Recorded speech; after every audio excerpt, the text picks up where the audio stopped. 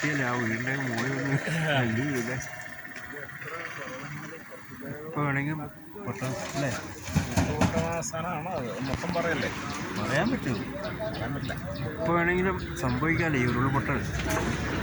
ഒരുപാട് ഉരുളമ്പാറകൾ ചേർന്ന് ഈ മഴ വന്ന് കുതിരില്ലേ